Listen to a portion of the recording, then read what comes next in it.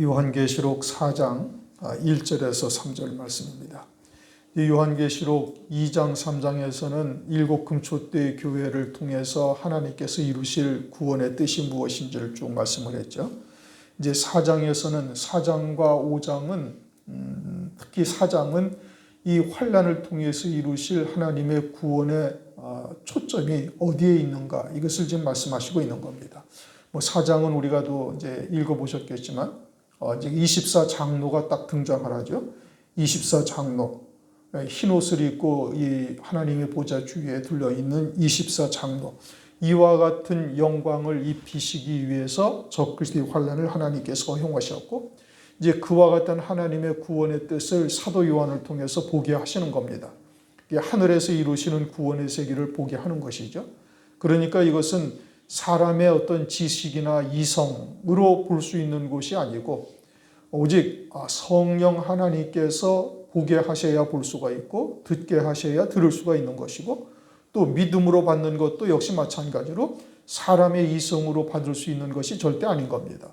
무슨 1 더하기 1이 돼서 딱 2다 이런 정답이 나오는 논리적이고 또 이성적이고 과학적이고 이런 것과는 전혀 상관이 없는 것이죠. 그러니까 성령을 의지해서 들어야 되는 것이고, 그래야 이것이 이제 하나님의 말씀이 이제 깨달아지고 믿을 수가 있는 것이죠. 하늘에서 이루시는 구원의 세계를 세상에 있는 문자를 통해서 우리에게 교훈하고 계시는 거예요. 그러니까 문자대로의 의미가 전혀 아니죠. 문자 속에 담겨져 있는 하나님의 구원의 뜻이 무엇이냐, 이제 이걸 찾아내야 되는 것이고, 그래야 이제 우리가 온전히 들을 수 있는 자가 되는 겁니다. 듣고 믿을 수 있는 자가 되는 것이죠. 1절을 보니까 2일 후에 1절을 우리 다시 한번 읽어볼까요? 2일 후에 내가 보니 하늘에 열린 문이 있는데 내가 들은 바 처음에 내게 말하던 나팔소리 같은 음성이 가로되 이리 올라오라. 이 후에 마땅히 될 일을 내가 네게 보이리라 하시더라.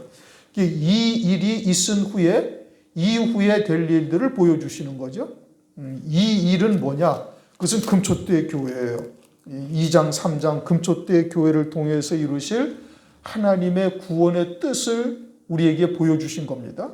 그러니까 환난 전에 일곱 금초대의 교회를 하나님께서 이렇게 세우시고 그들을 통해서 하나님께서 하나님의 구원의 뜻을 이루어 가시는 것이죠. 그런데 이 1장을 보시면은 1장 19절을 한번 보십시다. 1장 19절. 계시록 1장 19절을 보시면은 그러므로 네 본 것과 이제 있는 일과 장차 될 일을 기록하라. 그래 이제 네 본 것이 뭐냐? 본 것은 주님의 모습이에요. 10절부터 18절까지 주님이 어떠한 모습으로 나타나셨는지를 사도 요한이 본 거예요. 그런데 이 주님의 모습은 뭘 말하는 거죠? 우리와 우리의 구원과 관계가 있는 것이죠. 10절부터 나타난 주님의 모습은 우리의 구원과 관계되어 있는 것이고, 이것은 신구약 성경을 통해서 하나님의 구원의 뜻을 이제 이 함축적으로 표현하고 있는 거예요. 사실은 이와 같은 주님의 모습은 신구약 말씀을 통해서 우리에게 충분히 다 나타나진 겁니다. 그러니까 그것은 다 뭐예요? 본 것이다 이겁니다. 그것을 주님을 통해서 구체적으로 말씀하시는 것이지, 이것이 처음 우리에게 지금 등장되어지는 이러한 말씀이 아니야. 그런 구원의 뜻이 아니란 말이에요. 이건 이미 신구약 말씀을 통해서 창세기로부터 유다서까지를 통해서 이스라엘 백성들에게 또는 초대교회를 통해서 또는 오늘날 우리들을 통해서 하나님의 말씀이 충분히 드러나고 있는 거예요. 그것을 이제 주님의 모습을 통해서 집약적으로 우리에게 이제 말씀해 주시는 거죠. 그리고서는 이제 있는 일들은 뭘 말하는 거예요? 이제 2장, 3장, 7 금초대의 교회인 거예요. 2장, 3장이 이제 있는 일들이죠. 이것은 지금 오늘날 우리들과 아주 직결된 문제인 겁니다. 계시록 2장, 3장에 나타난 금초대의 교회는 이건 환난 전에 금초대의 교회를 통해서 순교자에 들어갈 자들을 다 세우시고, 뿐만 아니라 이제 14만 4천의 종들을 세우시는 역사, 이것이 일곱 금초대의 교회를 통해서 이루시는 역사죠. 그것은 환난 전에 이루어 가시는 거예요. 다니엘서 12장 1절 우리가 이제 늘 기억하고 있잖아요. 개국 이래 없던 환난이 있을 것인데 그 환난은 책에 기록된 자들만 딱 구원을 받는 거예요. 그 책에 기록된 자들은 환란 전에 개국 이래 없던 환란 전에 그 생명책에 그들의 이름이 기록되는데 그것은 어린 양의 생명책이 있고 그 다음에는 14만 4천의 생명책이 있는 거예요. 그러니까 환란 전에 7 금초대교를 통해서 어린 양의 생명책의 농명이 될 순교 성도들, 그리고 환란 날 1260일 동안 예언의 권세를 가지고 예언할 하나님의 종들, 이들을 하나님께서 기록하신단 말이에요. 어디를 통해서? 7 금초대 교회를 통해서 하는 거예요. 그리고 그것은 이제 무화과 나무의 비유가 다 성취가 되어져 있고, 여름이 오면은 이제 주님의 재림이 문 앞에 이른 줄 알라. 그 여름이라는 것이 우리가 뭔지 알고 있죠? 또 이 세대가 지나가기 전에 이 일이 반드시 이루리라 하신 그 세대도 이제는 거의 끝에 지금 와 있다는 것을 우리가 알고 있는 것이죠.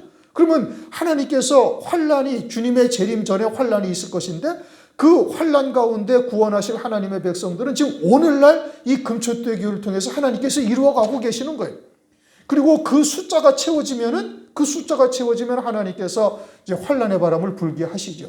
그러니까 이 일일 후에, 이 일이라는 것은 뭐예요? 이제 지금 있는 일이에요. 이제 사도 요한이 요한계시록 1장 19절에 말씀한 것처럼, 그러므로 네 본 것과 이제 있는 일과, 이제 있는 일은 7 금초대 교회를 통해서 이루어 가시는 구원의 역사, 그리고는 장차될 일은 뭐예요? 이제 4장 1절 이하부터 요한계시록 22장까지의 일인 거예요. 이게 장차될 일이죠. 그리고는 4장 1절 끝부분에는 이후에 마땅히 될 일이라고 그것을 말씀하고 있는 겁니다. 이후에 마땅히 될 일, 그것은 이 요한계시록 4장이 이후에 마땅히 될 일에 대한 총론이에요. 그러니까 이후에 마땅히 될 일은 환란이 있죠. 이제 봉인한 인이 떼어지고 나팔과 진노의 대접이 쏟아지고, 그리고는 주의 재림이 있고, 주의 재림이 있은 후에 이제 천년왕국이 있고, 천년왕국 이후에 영원 무궁세계에 들어가게 되어지는 것. 이것이 4장 이후에 쭉 있는데, 그와 같이 환란과 주의 재림과 천년왕국을 통해서 이루실 하나님의 구원의 뜻은 뭐냐? 24장로들인 거예요. 24장로들이 하나님께서 이루실 구원의 뜻이다 이겁니다. 그러니까 7 금초대 교회를 통해서 누구를 세우는 거예요? 순교할 자들과 24장로들, 순교할 성도들과 14만 4천의 종들, 그것을 지금 말씀하고 있는 것이죠. 그러니까 이 일, 어떤 일? 7 금초대 교회를 통해서 환란 전에 하나님의 택한 순교 성도들과 14만 4천의 종들을 세우시는 과정을 사도 요한에게 다 보여주신 후에, 그 다음에 내가 보니 뭐가 보여요? 하늘에 열린 문이 보이는 거예요. 그럼 하늘에 열린 문은 사람의 시선으로 볼 수가 있는 겁니까? 없는 겁니까? 없죠. 그러니까 사도 요한이 지금 내가 보니 라는 것은 성령에 이끌려서 영의 눈으로 보고 있다. 성령 안에서 성령께서 보여주시는 거예요. 그러면 사도 요한이 성령에 이끌려서 보고 있는 이와 같은 것을 오늘날 우리가 인간의 이성이나 또는 지식을 가지고서 이것을 본다고 해서 보여지는 겁니까? 그렇게 해서 안 보여지는 것이죠. 그러면 오늘날 우리들도 어떻게 해야 돼? 성령의 충만함을 입고 성령에 이끌려서 보아야 되는 거예요. 그러니까 예배를 드리기 전에 우리가 찬양을 드리고 열심히 기도하고 하나님을 의지해서 이 시간 말씀을 들을 수 있도록 위해서 기도하는 이유가 바로 거기에 있는 것이고, 그렇게 여러분 기도하면 반드시 틀립니다. 그거는 제가 이제 강대상에 서면서 종종 느끼는 것이죠. 물론 이제 강대상에 서기까지의 제도 말씀을 충분히 보고 묵상을 하고 하나님의 온전하신 뜻이 무엇인지를 이제 말씀 안에서 찾아서 이제 증거하기 위해서 많은 준비를 하죠. 그럼에도 불구하고 강대상에 서기 전에 반드시 하나님께 기도를 하는 겁니다. 말씀이 종을 주장해서 하나님의 말씀에 혼전하신 뜻이 드러날 수 있도록 하나님께서 은혜를 베풀어 주실 것을 위해서, 그것을 위해서 기도하는 거예요. 다른 거 기도할 게 없죠. 강대상 앞에 서기 전에 종이 기도하는 것은 그걸 기도하는 거예요. 그렇게 기도하게 되어지면 때때로 하나님께서 아주 신비롭게 말씀을 딱 풀어주시는 게 있어요. 기가 막히게 풀어주시죠. 뭐 어떤 때는 주일날 아침에 와서 다시 한번 읽어볼 때, 그럴 때 또 딱 열어주시기도 하고, 하여튼 그와 같은 하나님의 은혜의 역사가 반드시 임하는 것이니 여러분들도 그것을 헛되이 듣지 마시고 여러분들도 들을 때 어떻게 들어야 돼? 성령 안에서 들어야 되는 거예요. 사도 요한이 지금 내가 보니 라는 것은 육신의 눈으로 봤다는 게 아니에요.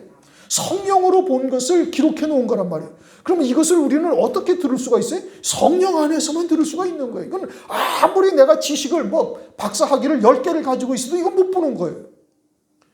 박사학위를 10개를 가지고 있어도 이걸 10번을 읽어도 100번을 읽어도 전혀 보이질 않는 겁니다. 세상에 무수한 지식을 갖다가 다 섭렵하고 철학을 섭렵하고 했다 할지라도 이건 절대 보일 수 있는 말씀이 아니다 이겁니다. 하나님께서 보여주시는 거예요. 성령으로 말미암아. 그러면 하나님께서 이걸 보여주신다? 이제 여러분들도 성령 안에서 이 말씀이 그런 뜻이었구나 라는 것을 믿음으로 딱 받게 하신다? 성령 안에서 보는 것이죠. 그럼 왜 보여주셔요? 그 말씀이 내게 관련되어 있기 때문에 그러는 거예요. 천국의 비밀을 아는 것이 너희들에게는 허락되었으나 저들에게는 아니 되었나니. 그러니까 아무리 많은 그리스도인들을 여기다 데려다 놔도 들을 수 있는 자만 딱 듣는 거예요. 이것이 세상의 지식을 많이 가지고 있느냐? 아니면 세상에서 무슨 착하게 살아가지고 법 없이 사는 사람들만 들을 수 있는 거냐? 아니라니까요. 하나님의 은혜인 거예요. 그럼 하나님께서 그와 같은 은혜를 우리에게 베풀어 주시는 이유는 뭐냐? 내게 그와 같은 영광이 예비되어 있다 이 뜻인 겁니다. 마태복음 17장에 따로 높은 산에 주님께서 제자들을 데리고 올라가셔서 변화된 모습을 보여주시죠. 이제 부활 후의 영광의 모습을 주님께서 보여주시는 거예요. 제자들에게 그렇게 보여주시는 이유는 뭐예요? 그 제자들이 그와 같은 영광에 이르게 되어질 자들이고 그와 같은 영광이 예비되어져 있기 때문에 보여주시는 것이죠. 그럼 우리는 어떻게 해야 돼? 깨닫고 믿음으로 받게 하셨으면은 그러면 어떻게 해야 돼? 온전한 믿음으로 화합하는 게 응답이에요. 그게 하나님께서 베풀어 주신 은혜에 대한 우리의 응답인 것이고 부단히 자기를 복종시켜 그 말씀과 하나가 되어야 되는 거예요. 이제 거기에는 우리의 이제 여러 가지의 생각, 이성 또는 환경 이런 것이 그 하나님의 말씀과 믿음으로 하나 되는 것을 계속 방해한다 이겁니다. 우리의 논리적인 생각 또는 우리에게 주어진 환경 기타 등등을 가지고 끊임없이 우리가 그 말씀과 하나가 되는 것을 방해하는 역사를 계속하는 거예요. 그러니까 우리가 그와 같은 말씀과 믿음으로 하나 되기 위해서 광야의 길을 걸어가게 하시는 이유가 거기에 있는 거예요. 때로는 물 없는 곳으로 때로는 험한 길로 인도하셔서 여러 가지의 환경 가운데서도 과연 하나님의 말씀을 믿는 믿음으로만 사는지의 여부를 하나님께서 확인하신단 말이에요. 그러면서 그 40년의 기간 동안에 하늘에서 매일매일 만나를 내리셔서 먹이시고 따르는 반석을 통해서 물을 내셔서 물이 없어 가람으로 죽지 않게 하시고 양식이 없어 굶어 죽지 않게 하신단 말씀입니다. 믿음으로 나가는 자에게 하나님께서 반드시 그와 같은 은혜를 우리에게 베풀어 주시는 거예요. 그리고 그와 같은 과정들을 조금이라도 겪어서 살아계신 하나님을 체험을 했으면 그러면 믿음으로 발걸음을 확 내디디시면 되는 거예요. 그러면 되는 건데 그런데 이제 우리의 이성이나 주변의 환경이 계속 그거를 방해한다는 말씀이죠. 그러니까 매일매일 여러분들이 사회생활하는 것 이것이 다 영적 싸움인 겁니다. 영적 싸움에서 승리를 해야 되는 거예요. 그게 믿음으로 사는 거죠. 그래서 사도 바울에게 하나님께서 성령으로 보여주신 거예요. 성령으로 하늘의 열린 문을 보여주신 거예요. 하늘의 열린 문을 보니까 하늘에서 이루시는 구원의 세계가 보인다는 말씀이에요. 하늘에 나를 위하여 예비하신 영광이 무엇인지가 보이는 거예요. 24장로의 반열에 세우고자 하시는 하나님의 뜻이다. 금멸류관을 씌우고자 하시는 하나님의 은혜다. 라는 것이 사도 바울에 딱 깨닫게 되어지는 것이죠. 그건 우리들도 마찬가지다 이겁니다. 그러니까 계시록 4장에서 24장로와 함께 등장하는 것이 뭐죠? 생물이 등장하는 거예요. 생물. 생물이라고 이제 한자어를 써서 이렇게 표현한 것이죠. 그룹, 이와 같은 것을 스랍 이런 것을 말하고 있는 것인데 이 그룹, 스랍과 같은 생물은 하는 일이 뭐냐? 살리는 일을 하는 거예요. 하나님 아버지의 뜻을 쫓아서 해당되어지는 그의 백성들을 살리시는 일을 하는 것이죠. 말씀을 생각나게 하시고 하나님의 말씀에 붙들려 살게 하시고 믿음으로 결단하게 하시는 등등 여러 가지 일들을 우리에게 하시는 겁니다. 그러므로 우리가 이러한 하나님의 은혜를 받았으면은 이 말씀을 들을 수 있는 자는 거듭난 자여야만 들어요. 육으로 사는 자들은 절대 이 말씀이 들릴 수가 없어요. 그냥 허황된 얘기고 무슨 전혀 이제 받을 수가 없죠.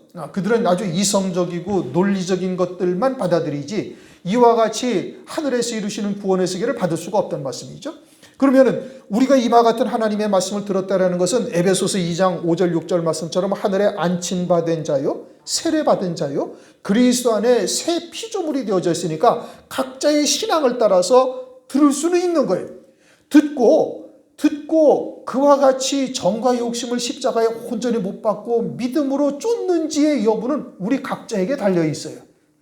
그것은 우리의 믿음의 분량대로 각자가 받고 신앙생활을 하는 겁니다. 하나님께서 원하시는 신앙은 뭐예요? 이제는 들은 바요, 본 바요, 주목하고 손으로 만진 바까지 되어지는 아비의 신앙에 이르는 자 되시기를 하나님께서는 바라고 계시는 거예요. 요한 1서를 오늘날 우리가 주일날 상고를 하죠. 요한 1서를 보면은 자녀의 신앙이 있고 청년의 신앙이 있고 아비의 신앙이 있다 이겁니다. 아비의 신앙은 어떤 신앙이에요? 생명을 낳는 신앙이에요. 아비라는 것은 자식이 있다는 뜻이에요. 그렇죠?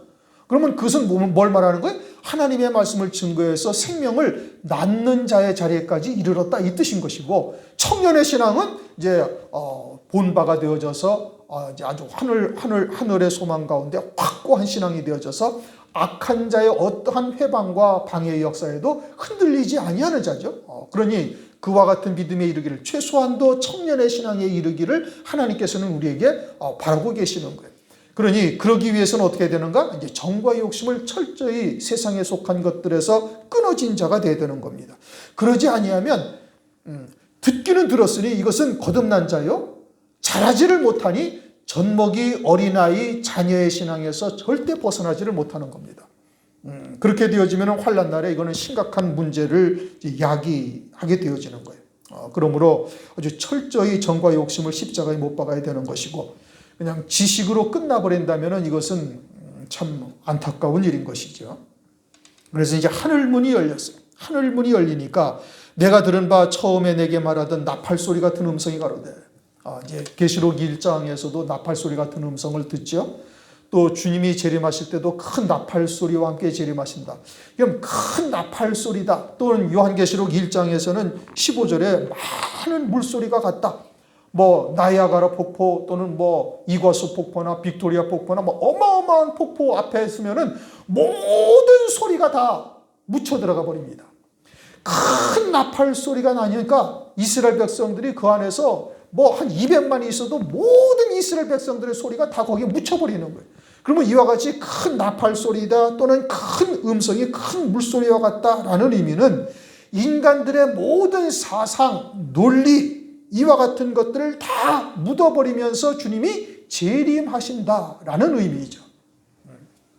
그러므로 오늘날 우리가 그러한 하나님의 음성을 우리가 듣는 자가 되어지면은 어떻게 되는가? 자기의 생각 또는 이성, 논리 이런 것을 하나님의 말씀 앞에 다 무릎 꿇게 해야 되는 겁니다. 그게 믿음이죠. 우리의 이성적으로는 그러한 하늘에서 이루시는 구원의 세계가 우리에게 이제 다가올 수가 없죠. 그러니 성령께서 깨닫게 하신 것에 철저히 굴복시킬 수 있는 자가 되어야 되는 겁니다. 고린도후서 10장 5절에 하나님을 대적하는 것과 모든 생각을 사로잡아 그리스도 앞에 무릎 꿇게 하니 너희 복종이 온전케 될 때에 복종치 않는 것들을 하나님께서 벌하려고 예비하는 중이다. 문제는 우리의 믿음인 거예요. 내가 온전한 믿음으로 딱 하나님 앞에 무릎 꿇지 못하니까 주변에 있는 것들이 여전히 방해하고 대적하는 것들로 남아있게 되어지는 것이죠. 그런데 주님께서 이와 같이 큰 나팔 소리로 그 음성이 가로되라는 것은 그러한 하나님의 말씀 앞에 모든 생각이나 또는 논리, 이성과 같은 것들을 다 묻어버려야 된다라는 것을 우리에게 계속해서 말씀하고 있는 겁니다. 그러므로 이리로 올라오라. 이후에 마땅히 될 일을 내가 네게 보이리라. 이리로 올라오라. 이제 세대주의자들이 이 말씀을 가지고 휴거가 된다. 교회는 다 휴거가 되고 환난은 유대인들이 받는 것이고 또 교회를 다니면서도 신앙이 온전치 못하고 이제 어린아이의 신앙들은 남아서 이삭 줍듯 구원을 받는다.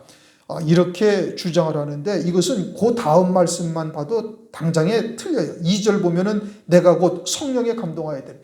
이리로 올라오라는 것이 무슨 뜻이에요? 성령에 감동되어져서 하늘에서 이루시는 구원의 세계를 보라. 이런 뜻이죠. 이런 뜻이에요. 지금 앞뒤 문만만 봐도 딱 그 말씀이잖아요. 이게 휴거된다든지 뭐 교회가 들려 올라간다든지 이런 뜻이 전혀 아니다 이겁니다. 그런데 이제 이처럼 엉터리로 하나님의 말씀을 어거지로 해석을 하는 것이죠. 그래 이리로 올라오라 라는 것은 뭘 말씀하는 거예요? 이후에 마땅히 될 일들, 그것은 하늘에서 이루시는 구원의 세계를 사도 요한에게 보여주는 거예요. 그러니까 하늘나라에서 그리스도로 말미암아 이루어진 구원의 세계를 사도 요한이 바라보는데, 즉 수천 년 후에 있을 일들을 사도 요한으로 지금 환상 가운데 보게 하는 거예요. 그러니 그것이 성령에 감동하여 보는 것이지 그게 어떻게 하늘로 휴거된다라고 이렇게 이야기를 할 수가 있는 겁니까? 이거는 완전히 그냥 어거지로 보는 것이죠. 그래 이리로 올라오라. 이후에 마땅히 될 일, 이후에 마땅히 될 일은 이제 4장부터 22장까지의 환난 가운데 이루실 하나님의 구원의 뜻이에요. 이것은 하늘에서 이루어진 거다 이겁니다. 이루어진 것이니까 지금 사도 요한을 통해서 보여주고 있는 것이고, 그것이 장차 이 땅에서 이루어질 일들이라고 말씀하고 있는 것이죠. 하늘의 열린 문을 통해서 볼 수 있는 거예요. 그래서 이리로 올라오라.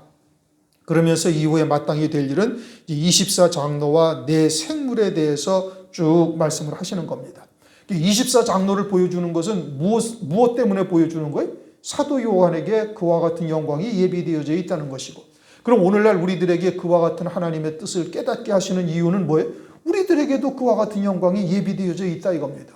믿음으로 받는 자에게 하나님께서 그러한 영광이 예비되어져 있는 것이고, 그것을 내 생물을 통해서 우리에게 이처럼 살리시는 역사를 이루어 가시면서 그와 같은 영광에 이르게 하실 것을 보여주시는 겁니다. 2절, 내가 곧 성령에 감동하였더니, 이 단어가 헬라어로 엔 푸뉴마티라는 겁니다. 성령 안에서 이런 뜻이에요. 뭐 하늘로 올라가고 뭐 유체 이탈해가지고 뭐 영이 올라가고 이게 아니고, 성령 안에서 성령에 이끌려 영의 눈으로 보는 것을 말하고 있는 것이죠. 고린도후서 12장을 보면은 사도 바울이 셋째 하늘을 보고 오잖아요. 그 육체가 간 겁니까? 아니에요. 성령 안에서 성령으로 그의 영으로 감동케 하셔서 하늘에서 이루시는 구원의 세계를, 그저 하늘나라의 셋째 하늘인 낙원을 보게 하시는 것이죠. 마찬가지로 성령 안에서 감동케 하셔서 보라, 영의 눈으로 보라, 믿음의 눈으로 보라, 하늘에서 이루시는 하나님의 구원의 세계를 봐라. 그런데 하늘에 보좌를 베풀었고 그 보좌 위에 앉으신 이가 있는데,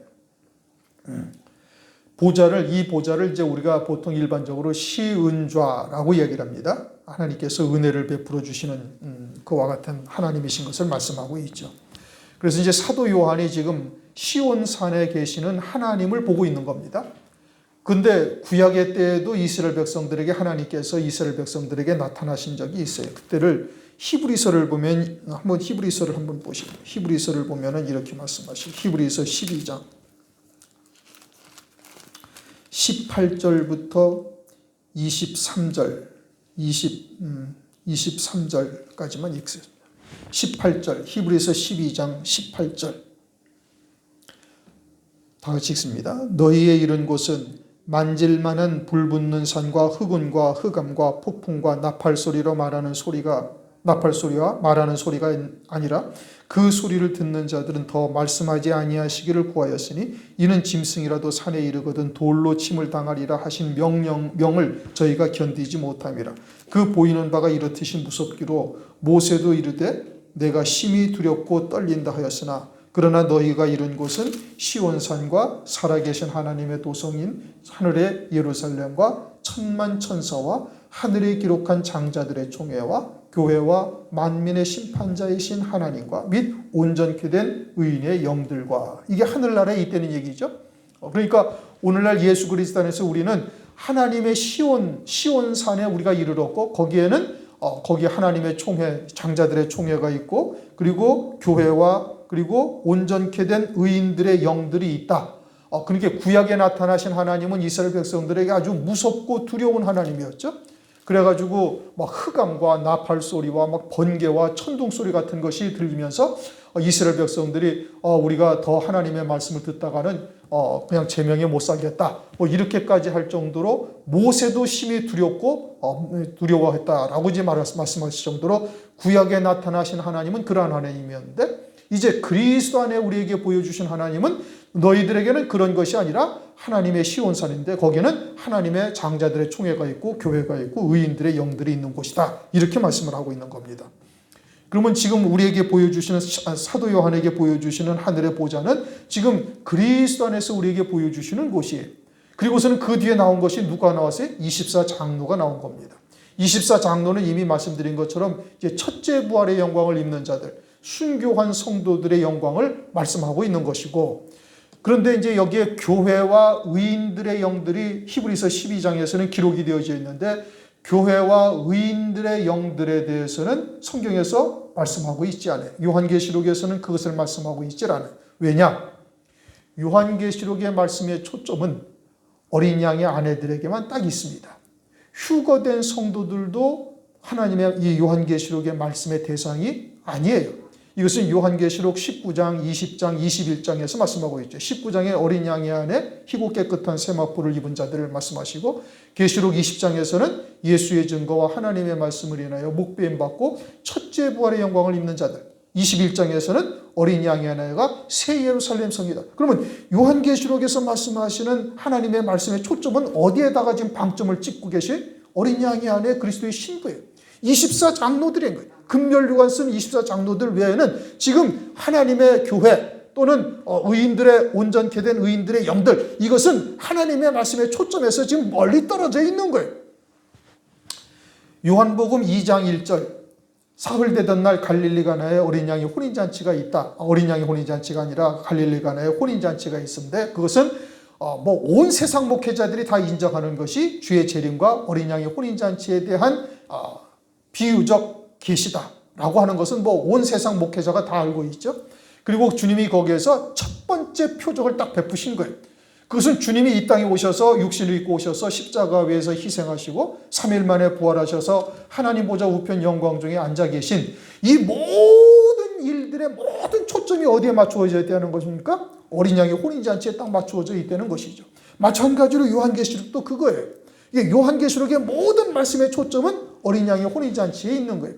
하나님의 보좌, 하나님의 나라에 가니까 거기에는 교회도 있고 장자들의 총회도 있고 온전케 된 의인의 영들도 있는데, 교회와 온전케 된 의인들의 영들에 대해서는 요한계시록에서는 말씀하고 있지 않다. 요한계시록의 핵심은 뭐냐?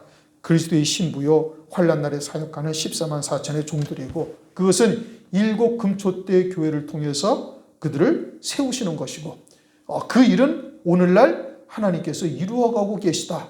이것을 지금 말씀하고 있는 겁니다. 그러므로 우리가 이와 같은 하나님의 뜻을 정확하게 깨닫고 이제 그와 같은 하나님의 뜻에 우리가 믿음으로 연합해야 될 것이고, 부족한 것들은 철저히 하나님 앞에 은혜를 구하면서 스스로도 요단강물에 발을 내디디는 그와 같은 결단을 해야 되는 것이죠. 3절, 앉으신 이의 모양이 하나님의 이제 보좌에 앉으신 이는 누구죠? 하나님 아버지죠. 하나님 아버지의 모양이다 하면서 벽옥과 홍보석 같고 또 무지개가 있어 보좌에 둘렀는데 그 모양이 녹보석 같더라. 하나님의 형상이 있어요, 없어요? 하나님의 형상은 없지요. 야고보서 1장 17절 보면 회전하는 그림자도 없으시다, 이렇게 말씀하셨어요. 그런데 이제 창세기 1장을 보면 26절에 우리의 형상을 따라 우리의 모양대로 우리가 사람을 만들자. 그것은 우리의 영에 관한 말이죠. 육체에 관한 말씀이 아니죠. 우리의 모양대로, 우리의 형상대로, 우리의 모양대로, 모양을 따라 우리가 사람을 만들자. 그렇게 말씀하시는데, 우리의 형상대로라는 것은 하나님의 본질을 말하는 것인데, 그것은 생명이다. 하나님은 형상이 없으시지만 하나님은 생명으로 말씀하고 있죠. 요한복음 5장 26절, 아버지께서 자기 속에 생명이 있음같이. 이게 하늘나라의 영원한 생명인데, 이것은 사람의 노력으로 만들 수 있는 것도 아니고 오직 하나님께서 그 생명으로 낳은 자들이어야만 그 생명이 있는 거예요. 하나님의 주권 안에 있다. 이미 이제 여러 차례 말씀을 드렸죠. 그 다음에 우리의 모양대로 하나님의 모양인데 그것은 우리의 속사람이 어떠한 하늘나라의 영광에 이르게 되어지는지를 그리스도를 통해서 우리에게 보여주신 거예요. 로마서 8장 29절을 보면 하나님께서 미리 하신 자들을 그 아들의 형상을 본받게 하기 위해서 우리를 갖다 미리 정하셨다라고 말씀하시는데 그 아들의 형상은 제자들에게 보여주셨던 부활의 영광의 모습을 말하는 겁니다. 그러니까 주님의 모습은 이제 우리가 이제 쫓아가야 할 부활의 영광이죠. 그래서 어린 양의 안에 그리스도의 형상이 되는 것이고, 그런데 이제 그와 같은 것이 주님의 형상으로 우리가 이제 성경을 통해서 깨달았는데 여기서는 벽옥과 홍보석 같다. 뭐 또 무지개와 같고 녹보석과 같다. 이것은 보석의 무슨 뭐 찬란함 이걸 말하는 것이 아니라 하나님의 속성을 이것들을 통해서 우리에게 계시하시는 겁니다. 벽옥이라는 것은 푸른 옥을 말하는 것이죠. 출애굽기 24장을 보면은 이스라엘의 하나님을 보니 그 발 안에는 청옥을 편듯하다고 하다. 청옥이다. 파란 옥이다 이런 뜻이죠. 벽옥이나 청옥이나 뭐 큰 차이가 없는 비슷한 말씀인데, 푸른색이라는 것은 가을 하늘의 쪽빛 하늘처럼 또는 깊은 바다가 아주 투명하게 되어지면, 맑은 바다가 되어지면 그 바다 밑바닥이 다 보일 정도로 아주 투명하죠. 이게 파란색이라는 것은 아주 투명한 겁니다. 그처럼 이 청옥 같다, 벽옥 같다라는 것은 하나님은 아무리 보아도 점과 흠이 없으시다. 이것을 우리에게 계시하고 있는 것이죠. 하나님의 성품이 어떠한가를 우리에게 말씀하고 있는 것입니다. 그러므로 이제 4장에서도 6절을 보면은 보좌 앞에 수정과 같은 유리바다가 있다. 아주 투명한 바다죠. 수정과 같은 유리바다. 이제 그 앞에 설 자들 24장로와 같은 신앙은 거기를 무난히 지나갈 수 있는 자야 되는 거예요. 다시 말하면 점과 흠이 없어야 되는 것이죠. 그러면 우리가 이 땅에서 살아가는 사람치고 점과 흠이 없는 자가 어디 있어요? 다 원죄라는 거역의 씨가 우리에 심겨져 있어서 점과 흠이 없는 자는 아무도 없죠. 그런데 이제 하나님께서는 예수의 증거와 하나님의 말씀이라여 목배임 받은 자가 되어지면 흰옷을 입혀주셔서 아주 그리스도와 똑같은 점과 흠이 없는 자로 하나님께서 인정을 하시는 거예요. 그러니 그와 같이 순교를 통해서 희고 깨끗한 세마포를 입히시는 이와 같은 은총을 입은 자여야만 유리바다에 설 수 있는 것이고, 그와 같은 자들이어야만 그리스도의 신부가 될 수 있는 것인데, 이처럼 청옥을 편듯하다. 그것은 하나님께서는 하나님의 말씀에 그 어떠한 점과 흠도 없으신 거룩하신 하나님이다. 이것을 말씀하고 있는 것이고, 홍보석이라는 것은 붉은 보석이죠. 이것은 주님의 보혈, 우리를 향하신 하나님의 사랑, 그것을 말하고 있는 겁니다. 여호수아 2장에서도 기생 라합이 내게 구원의 표시를 달라, 구원받을 표시를 달라 하니까 이제 정탐꾼이 붉은 줄을 이제 내려놓으면은 그러면은 그 집은 우리가 멸하지 않겠다 해서 붉은 줄을 내리죠. 그것은 주님의 보혈의 의미인 것이고, 주님의 보혈로 구원하시는 하나님의 사랑을 말씀하고 있는 것이고, 그 사랑은 영원한 사랑이요, 영원한 구원의 효력이 있는 것이죠. 그래서 요한일서 4장 8절에서도 하나님은 사랑이심이라, 하나님의 성품이 어떠한가를 말씀하고 있는 겁니다. 또 무지개가 있어 보좌에 둘렸는데 그 모양이 녹보석 같더라. 무지개는 창세기 9장에 하나님께서 이스라엘 노아의 홍수 때 홍수 후에 무지개를 보여주시면서 이제는 무지개가 떠 있는 한 다시는 물의 홍수로서 하나님의 백성들을 멸하지 않겠다 약속을 하셨죠. 그러니까 무지개는 언약의 상징인 것이고, 에스겔서 1장 28절을 보면 그 사면 광채의 모양이 비 오는 날 구름에 있는 무지개 같으니 이는 여호와의 영광의 형상이라. 무지개가 언약의 상징이기도 하고 하나님의 영광을 나타내기도 하는 것이죠. 그러니까 이 무지개라는 것은, 무지개가 둘러 보좌에 있다라는 것은 하나님은 언약하신 대로 반드시 이루실 뿐 아니라 또 예비하신 영광을 입히시는 그와 같은 하나님이신 것을 말씀하고 있는 것이고, 그 모양이 녹보석 같다. 녹보석이라는 것은 녹색의 보석이죠. 녹색은 여름에 수목이 자라듯이 그와 같은 속성을 말씀하는 것인데 하늘의 영광이 날이 갈수록 더해지는 것이죠. 이것은 요한계시록 22장에 생명수 강가의 생명나무가 달마다 과실을 맺는다라고 말씀하심으로써 우리에게 계시하고 있는 겁니다. 하늘나라에 무슨 사과나무가 있고 포도나무가 있어서 매달마다 사과 열매가 맺힌다는 뜻이 아니고 하늘나라에서 하나님께서 입혀주신 그와 같은 영광이 과실이죠. 그 영광이 달마다 더해진다. 즉 날이 갈수록 그 영광이 더 새롭게 되어지고 더 충만해지고 이러므로써 하늘나라에서는 지루할 수가 없는 것이죠. 계속 하나님을 찬양하며 하나님께 영광을 돌릴 수밖에 없음을 말씀하고 있는 겁니다. 이처럼 하나님께서는 우리에게 예비하신 영광을 반드시 이루시는 언약의 하나님이시고 그 영광은 하늘나라에서 날이 갈수록 더 새로워지고 더 충만해지고 그래서 하나님께 더욱더 영광을 돌리는 곳, 그러니 하늘나라에서는 기쁨이 늘 충만한 겁니다. 이와 같은 하늘에 속한 기쁨이 이제 오늘날 우리가 믿음으로 이 땅에서 누릴 수 있는 자가 되어야 되는 것이죠. 이러한 것을 하나님께서 말씀을 통해서 우리에게 알게 하시는 것은 믿는 자는 히브리서 11장 1절 말씀에 믿음은 바라는 것들의 실상이라. 내가 그와 같은 믿음 안에 살면서 세상을 이기는 자가 되어지면 하늘나라에 그 실상이 있기에 성령으로 그와 같이 믿음으로 받게 하신다. 믿음은 바라는 것들의 실상이요 보지 못하는 것들의 증거다 말씀하고 있는 것이죠.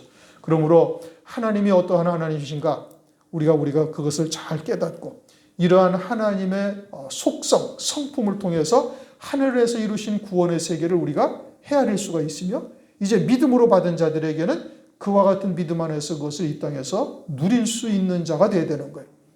믿음으로 그것을 누리면서 세상을 넉넉히 이겨야 되는 것이죠. 골로새서 2장 11절에 그 영광의 힘이 모든 능력으로 능하게 하시고 기쁨으로 오래 참고 견디게 하신다. 장차 환난 날에는 이 영광을 믿음으로 받은 자가 아니면 절대 이기지를 못하는 겁니다. 세상에 속한 미련도 물론 끊어야 될 것이지만 더 큰 것은 이와 같은 것을 믿음으로 받아서 이 땅에서 그것을 누리는 자가 되어졌을 때 넉넉히 환난을 이길 수가 있고 목숨을 구차하게 구걸하지 아니하는 그와 같은 믿음의 큰 용사가 될 수 있는 것이죠. 기도하시겠습니다. 하나님 감사합니다. 오늘 요한계시록 4장 1절에서 3절 말씀을 통해서 사도 요한에게 성령의 감동하심으로 이 일 후에 이루어질 하나님의 구원의 세계를 볼 수 있게 하심을 감사를 드립니다. 이것은 오늘날 우리와 직결된 구원의 세계임을 깨닫게 하시고 우리에게도 성령으로 감동케 하셔서 듣게 하시고 또 믿음으로 받게 하시며 하늘 소망 가운데 나아갈 수 있도록 은총을 베풀어 주심을 감사를 드립니다. 혹미진한 것이 있었사오면 성령께서 더욱더 확고한 믿음 가운데서 이제는 요단강 앞에 선 제사장처럼 내딛는 자가 되게 도와주시고 살아계신 하나님을 체험하여 환난 날에 넉넉히 승리할 수 있는 자 될 수 있도록 역사하여 주시옵소서. 예수 그리스도의 이름으로 감사하며 기도드립니다. 아멘.